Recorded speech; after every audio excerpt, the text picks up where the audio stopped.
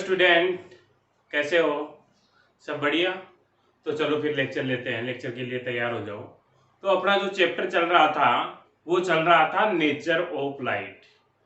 तो nature of light chapter के अपन ने 3 लेक्चर ले चुके हैं। आज जो है नेचर ऑफ लाइट का 4th लेक्चर है। तो 4th लेक्चर में आज का जो टॉपिक होगा अपना वो है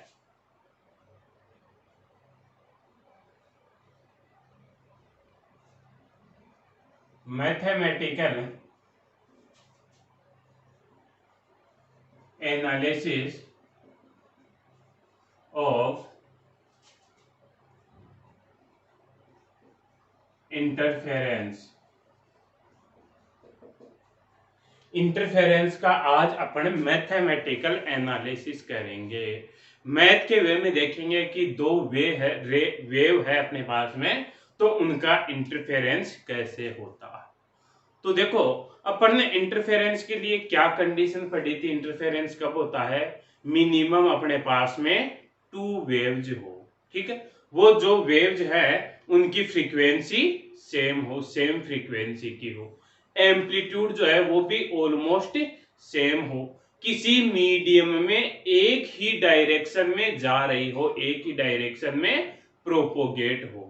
तो ऐसी जो दो वेव है उनकी अपन इक्वेशन मान लेते हैं कि ऐसी वेव की जो इक्वेशन है, एक वेव है अपने पास में A1 sine omega t minus k x, और दूसरी वेव जो है उसकी इक्वेशन है A2 sine omega t minus k x plus five.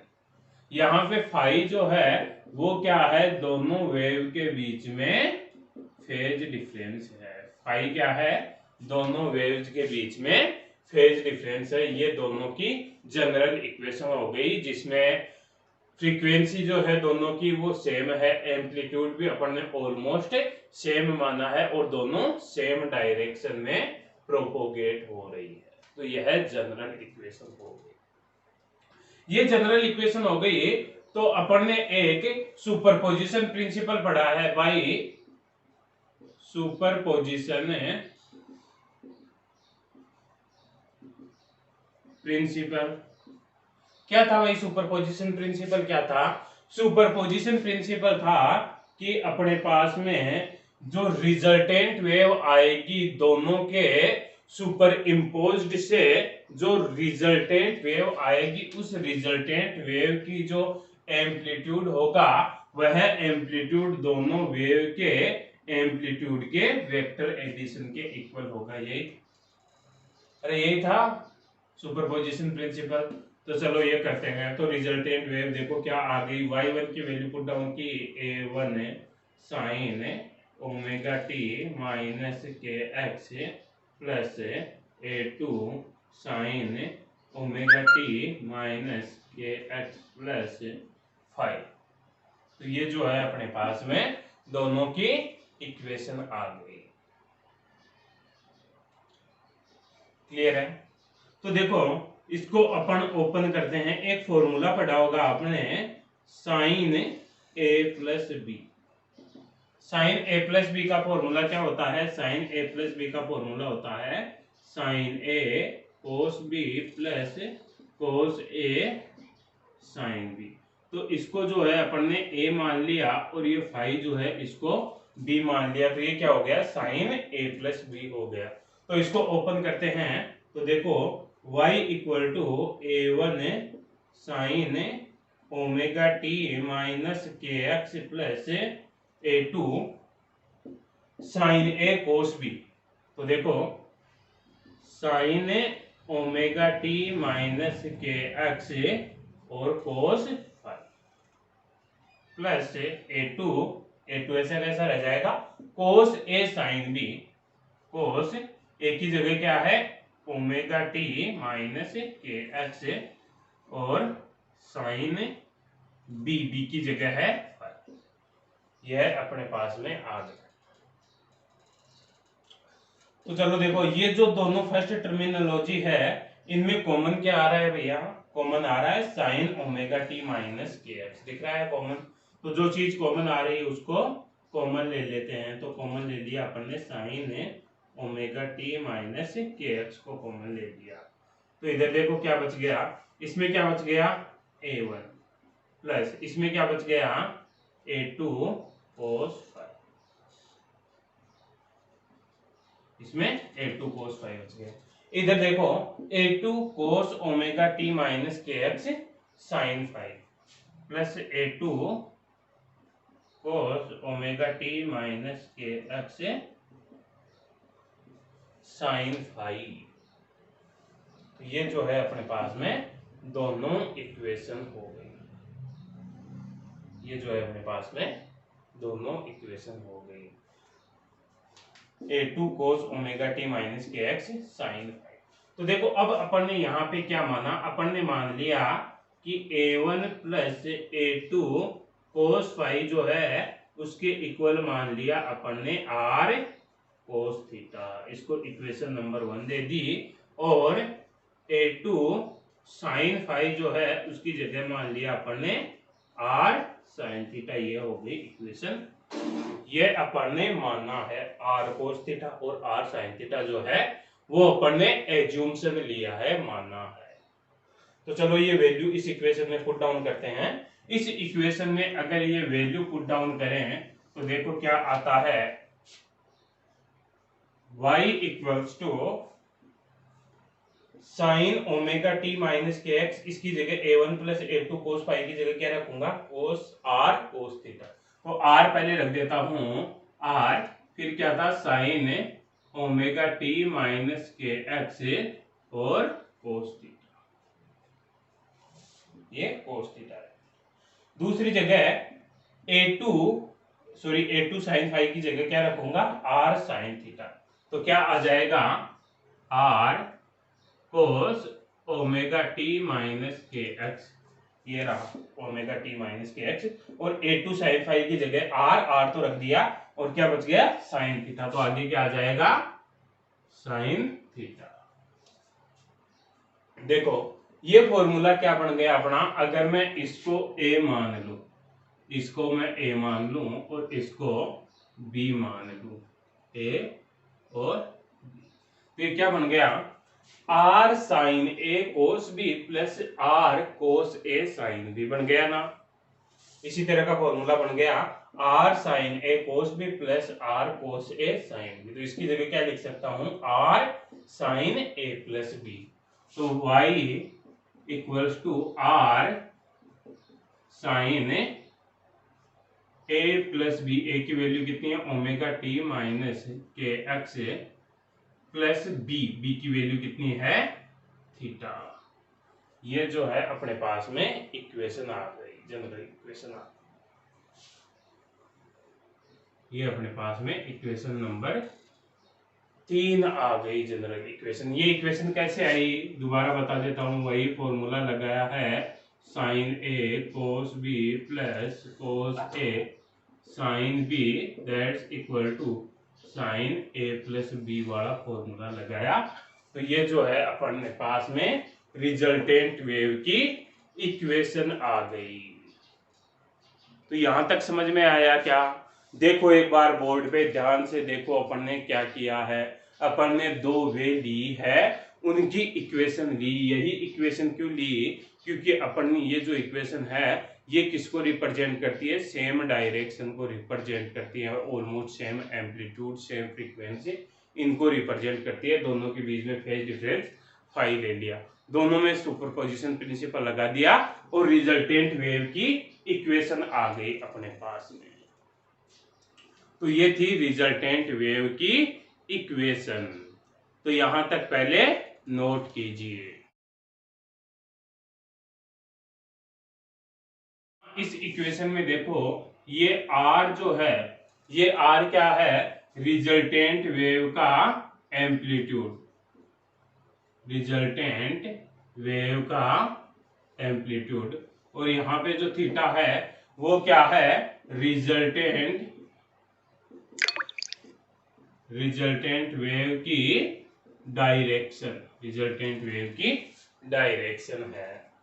तो अब अपन जो है रिजल्टेंट वेव का एम्पलीट्यूड फाइंड आउट करते हैं। Amplitude of resultant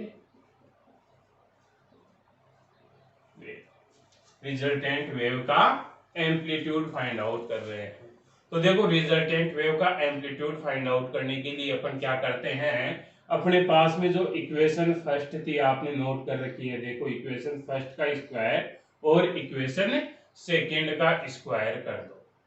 equation first जो थी अपने पास में वो क्या थी, a1 plus a2 cos phi equals to r cos theta equals to r cos theta, तो इसका भी स्क्वायर कर दिया।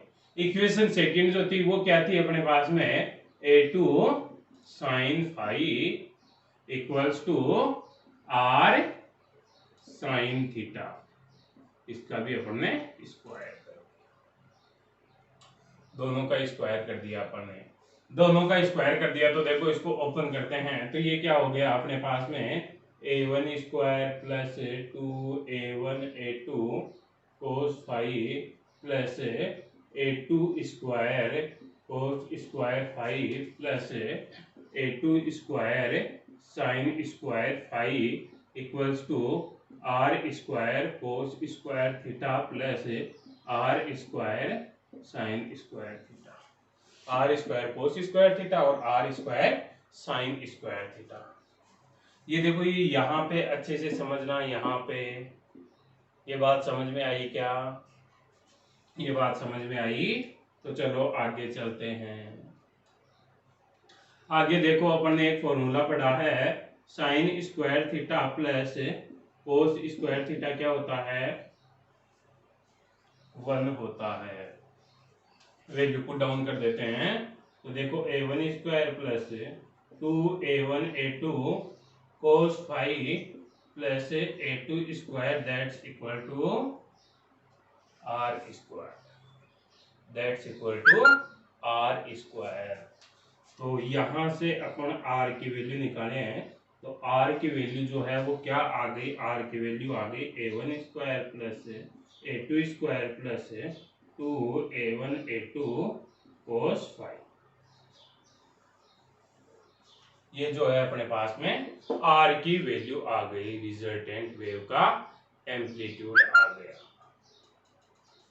देखिए वही रिजल्टेंट वेव का एम्पलीट्यूड आ गया।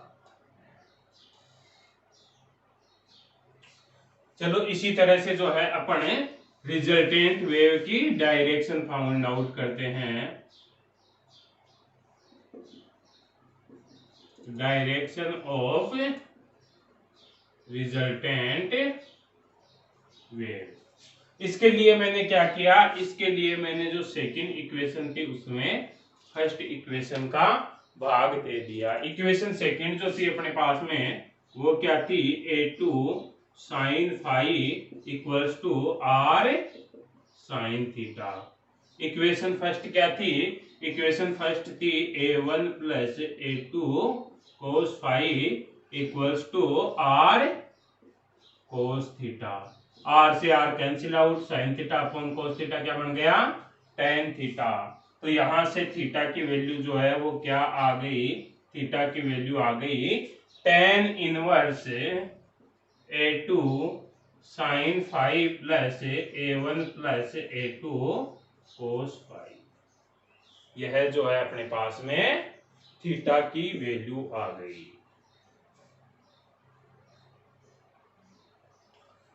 तो देखो इसको भी अपन नोट करेंगे, थोड़ी देर बाद में करेंगे। इसमें थोड़ा सा और आगे अपन इसी को और पढ़ते हैं थोड़ा सा।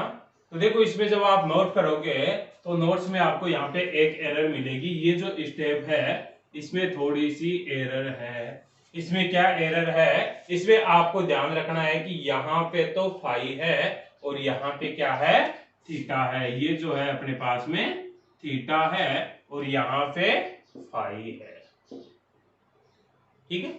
ये जो स्टेप है ये स्टेप आपको देखनी है, इसमें भी यहाँ पे फाई है और इधर थीटा है। तो इस स्टेप में LHS साइड में फाई है और RHS साइड में थीटा है। ये दोनों स्टेप में जो है वो माइनर सी मिस्टेक हो रखी है नोट्स में। क्लियर है? तो चलो इसी में आगे चलते हैं अपने। तो इसी में आगे और देखो,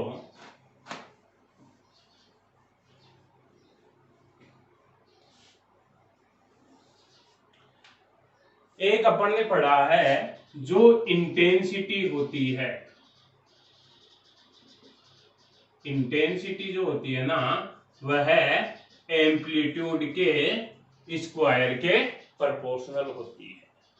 नहीं पढ़ा तो बेटा याद रख लो, इंटेंसिटी जो है वह एम्पलीट्यूड के स्क्वायर के प्रोपोर्शनल होती है। अगर स्क्वायर के प्रोपोर्शनल होती है तो यहां से अपन क्या कह सकते हैं, यहां से कह सकते हैं I1 जो है वह A1 स्क्वायर होगा। फर्स्ट वेव जो है उसकी इंटेंसिटी कितनी हो जाएगी, फर्स्ट वेव का एम्पलीट्यूड क्या था A1, तो A1 का स्क्वायर। इसी तरह से सेकंड वेव की इंटेंसिटी जो है I2 वो कितनी हो जाएगी, सेकंड वेव के एम्पलीट्यूड के स्क्वायर। अगर प्रोपोर्शनल साइन को हटाना चाहूं तो प्रोपोर्शनल साइन को हटाने के लिए क्या आ जाता है, एक कांस्टेंट आ जाता है। तो यहाँ पे भी एक कांस्टेंट आ गया, I1 इक्वल टू के A1 स्क्वायर और I2 इक्वल टू के A2 स्क्वायर। इसी तरह से रिजल्टेंट वेव जो है उसकी इंटेंसिटी मैंने I मान ली, तो रिजल्टेंट वेव की इंटेंसिटी क्या हो जाएगी, कांस्टेंट के, और रिजल्टेंट वेव का एम्पलीट्यूड क्या था, R स्क्वायर। रिजल्टेंट वेव का एम्पलीट्यूड क्या था, R स्क्वायर। R स्क्वायर की वैल्यू जो है वो यहां से रख देता हूं, देखो ये रखे R स्क्वायर की वैल्यू, R स्क्वायर की वैल्यू पुट डाउन करता हूं मैं, तो R स्क्वायर की वैल्यू पुट डाउन की तो देखो के R स्क्वायर की वैल्यू देखो क्या नोट कर रखी है आपने, A1 square plus A2 square plus 2A1 A2 cos phi. के इसको मल्टीप्लाई कर देता हूं, के को, ये R स्क्वायर की वैल्यू है, इसको मल्टीप्लाई कर दिया, के A1 स्क्वायर प्लस के A2 स्क्वायर प्लस, अब देखो के को यहां पे थोड़ा सा लिखने का वे चेंज करता हूं मैं। √2 इंटू √2 कितना होता है, 2 होता है। √3 इंटू √3 कितना होता है, 3 होता है।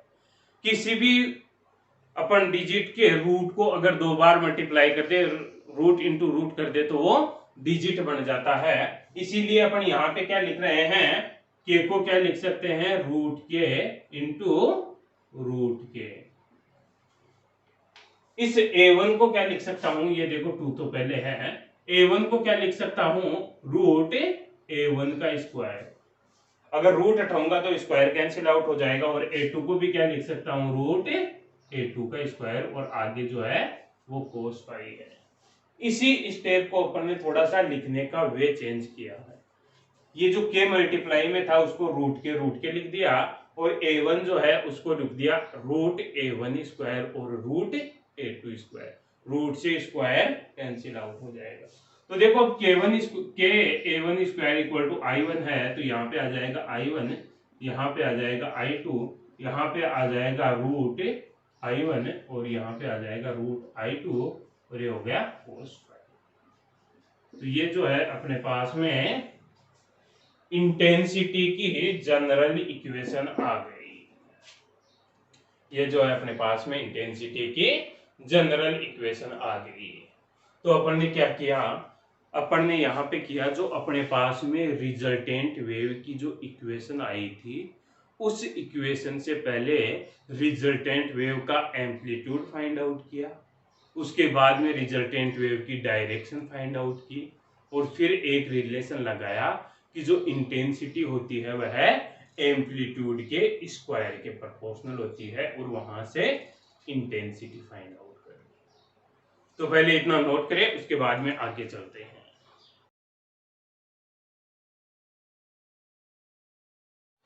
हाँ भाई नोट कर लिया हो तो देखो, इंटरफेरेंस जो है वह दो तरीके का होता है। इंटरफेरेंस दो तरीके का होता है।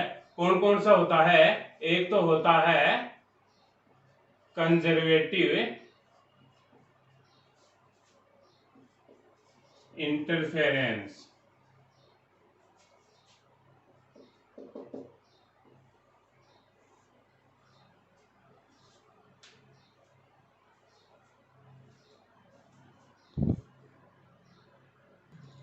हाँ तो देखो इंटरफेरेंस जो है वह दो तरह का होता है, कंस्ट्रक्टिव और डिस्ट्रक्टिव इंटरफेरेंस। तो देखो कंस्ट्रक्टिव इंटरफेरेंस जो होता है, कंस्ट्रक्टिव इंटरफेरेंस, उस कंस्ट्रक्टिव इंटरफेरेंस में फेज डिफरेंस कितना होता है ये अपन पढ़ चुके हैं।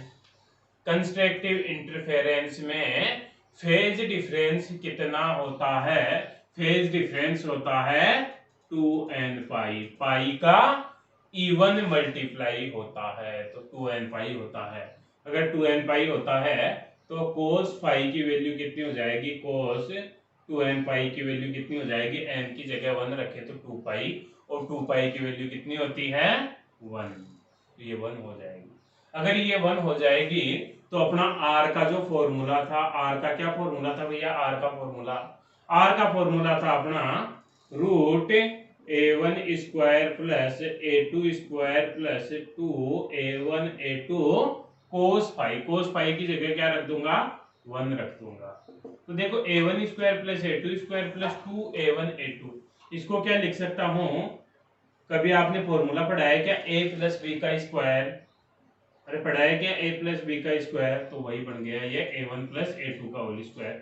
होल स्क्वायर से रूट कैंसिल आउट किया तो r बन गया अपना a1 प्लस a2। ये जो है अपने पास में r की वैल्यू आ गई। चलो r की वैल्यू तो आ गई। इसी तरह से i की वैल्यू भी देख लेते हैं। i का जो फॉर्मूला पढ़ा था वो क्या पढ़ा था अपन ने? i का जो फॉर्मूला था वो था i1 plus i2 plus 2 root i1 root i2 cos phi. Cos phi की वैल्यू कितनी? कोस फाई की वैल्यू 1, कोस फाई की वैल्यू 1। तो ये जो है अपने पास में ये आ गया। इसी को जो है अपन इस तरह से भी लिख सकते हैं, रूट i1 का स्क्वायर प्लस रूट i2 का square plus 2 root i1 root i2। तो ये क्या हो गया? Root i1 plus root i2 का होल स्क्वायर। ये जो है अपने पास में i की वैल्यू आ गई। देखो भाई i की वैल्यू आ गई क्या? तो ये जो है अपने पास में i की वैल्यू आ गई। चलो इसी में जो है अपन एक बात कर सकते हैं कि जो रिजल्टेंट वेव का जो एम्पलीट्यूड आएगा, रिजल्टेंट वेव का एम्पलीट्यूड जो होगा वह दोनों वेव के एम्पलीट्यूड से भी ज्यादा होगा ना? दोनों वेव के एम्पलीट्यूड के सम से भी ज्यादा आ रहा है। एक लाइन तो ये कह सकते हैं। एक इसमें अपन केस ले लेते हैं। क्या केस ले लिया भाई? अपन ने केस ले लिया कि जो सुपर इम्पोज्ड हो रही है उन दोनों वेव की जो इंटेंसिटी है वो सेम है, आई नोट है। तो यहाँ पे रख दो i1 और i2 की जगह i नोट रखे हैं, तो देखो रिजल्टेंट कितना आ जाएगा? i naught plus i naught का स्क्वायर कितना हो गया? i naught plus i naught 2 root i naught, और 2 का स्क्वायर 4, और रूट i नोट का i नोट। ये तो ये कितना आ गया? ये आ गया 4 i नोट। यह जो है अपने पास में मैक्सिमम इंटेंसिटी आ गई। तो मैक्सिमम इंटेंसिटी कितनी हो गई? 4 i नोट हो गई। तो ये था अपना कंस्ट्रक्टिव इंटरफेरेंस। इसको ध्यान से देखो, सेम वे में अपन डिस्ट्रक्टिव इंटरफेरेंस करेंगे, सेम तरीका होगा। तो पहले इसको देख लो, केवल नोट नहीं करना है, दोनों को साथ नोट करवाएंगे। देख लिया? तो चलो अब अपन जो है डिस्ट्रक्टिव इंटरफेरेंस में चलते हैं।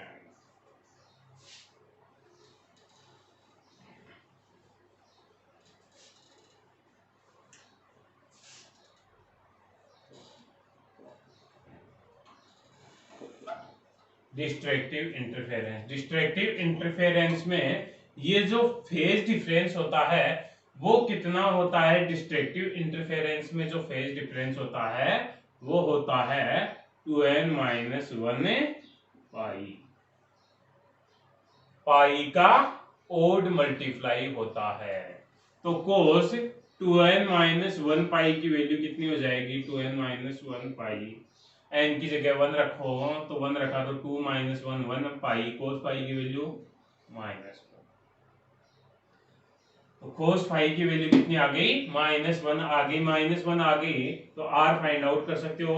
r क्या था आपका, a1 square plus a2 square plus 2a1 a2 cos phi की जगह -1, तो ये क्या हो गया, ये हो गया अपना a1 square plus a2 square minus 2a1 a2। इसको क्या लिख सकते हैं, इसको लिख सकते हैं अपन a1 माइनस a2 का होल स्क्वायर, और इसको लिख सकते हैं स्क्वायर से रूट कैंसिल आउट हो गया तो a1 माइनस a2। ये जो है अपने पास में रिजल्टेंट वेव का एम्पलीट्यूड आ गया, रिजल्टेंट वेव का एम्पलीट्यूड आ गया। क्लियर है? तो चलो आगे इंटेंसिटी फाइंड आउट करके बता दो, आप फाइंड आउट करोगे इंटेंसिटी। तो देखो इंटेंसिटी क्या हो जाएगी, यहाँ पे cos फाई की जगह पहले +1 रखा था, अब की बार क्या रख दूंगा, -1 रख दूंगा।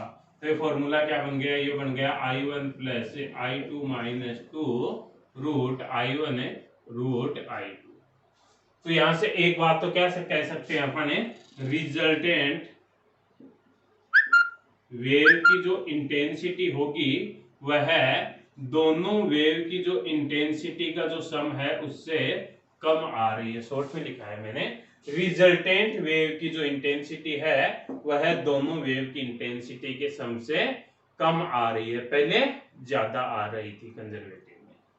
और दूसरी बात, इसी फॉर्मूले को अगर अपन लिखना चाहें तो क्या लिख सकते हैं, देखो रूट I1 का स्क्वायर प्लस रूट I2 का square minus 2 root I1 root I2। तो ये क्या हो गया, root I1 minus root I2 का होल स्क्वायर हो गया।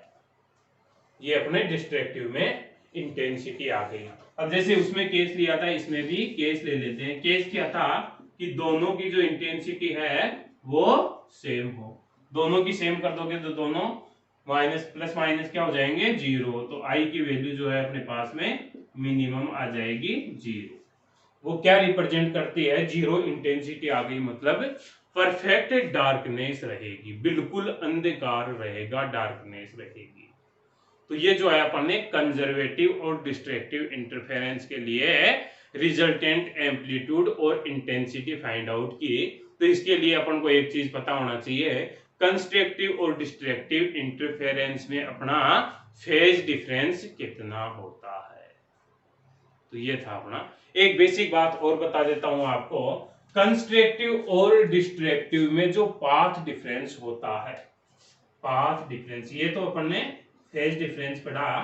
पाथ डिफरेंस जो होता है वह कंस्ट्रक्टिव में जो पाथ डिफरेंस होता है वह तो होता है वेवलेंथ का इंटीजर n लैम्डा, और डिस्ट्रक्टिव में जो पाथ डिफरेंस जो होता है डिस्ट्रक्टिव में, वो होता है, डिस्ट्रक्टिव में जो पाथ डिफरेंस होता है वह होता है 2n माइनस 1 लैम्डा बाई 2, मतलब लैम्डा बाई 2 का ओड मल्टीप्लाई, और ये होता है लैम्डा का इंटीजर, और ये होता है लैम्डा बाई 2 का ओड मल्टीप्लाई। ये जो है दोनों चीजें भी आपको याद रखनी है। कंजर्वेटिव और डिस्ट्रक्टिव में पाथ डिफरेंस कितना होता है, कंजर्वेटिव में n लैम्डा और डिस्ट्रक्टिव में 2n माइनस 1 लैम्डा बाई 2। तो ये जो है अपन नोट करते हैं पहले। तो ये लो फटाफट जो है इसको एक बार, छोटा सा टॉपिक और आता है, redistribution of energy in interference based on energy conservation principle. Interference जो है, इंटरफेरेंस का जो फिनोमेना है उसमें एनर्जी का रीडिस्ट्रीब्यूशन होता है। एनर्जी जो है वो डिस्ट्रीब्यूट हो जाती है, एक जगह नहीं होती, एनर्जी कंजर्वेशन प्रिंसिपल के आधार पर। तो एनर्जी कंजर्वेशन प्रिंसिपल क्या है, एनर्जी कंजर्वेशन प्रिंसिपल है अपना कि एनर्जी को ना तो उत्पन्न किया जाता है और ना ही लॉस्ट किया जा सकता है, नष्ट किया जा सकता है। एनर्जी केवल एक स्टेट से दूसरी स्टेट में ट्रांसफर की जा सकती है। तो ये था अपना एनर्जी कंजर्वेशन प्रिंसिपल। तो इसमें देखो इंटरफेरेंस में एनर्जी का रीडिस्ट्रीब्यूशन कैसे होता है। इंटरफेरेंस का जो फिनोमेना है, उसे इंटरफेरेंस के फिनोमेना में क्या होता है, ये जो एनर्जी है, अपन ने क्या देखा कि डिस्ट्रक्टिव इंटरफेरेंस में इंटेंसिटी मिनिमम हो जाती है। इंटेंसिटी मिनिमम हो गई तो एनर्जी भी मिनिमम हो गई या जीरो हो गई। और कंस्ट्रक्टिव इंटरफेरेंस में इंटेंसिटी मैक्सिमम, इंटेंसिटी मैक्सिमम तो एनर्जी भी मैक्सिमम। तो देखो अगर यहाँ पे अपन स्केच बनाए तो कंस्ट्रक्टिव इंटरफेरेंस जो है वो कहाँ कहाँ पे होता है। एक तो होता है जीरो पे, फेज डिफरेंस जब जो है अपना 0 डिग्री होगा। उसके बाद में कहाँ पे होगा, फेज डिफरेंस जो है अपना कितना हो, कितने पे होगा फेज डिफरेंस, 2 पाई पे, फेज डिफरेंस 2 पाई पे। फिर कितने पे होगा, 4 पाई पे। तो कंस्ट्रक्टिव इंटरफेरेंस जो है वह -2 पाई पे भी होगा और -4 पाई पे भी होगा, -2 पाई पे भी होगा और -4 पाई पे भी होगा।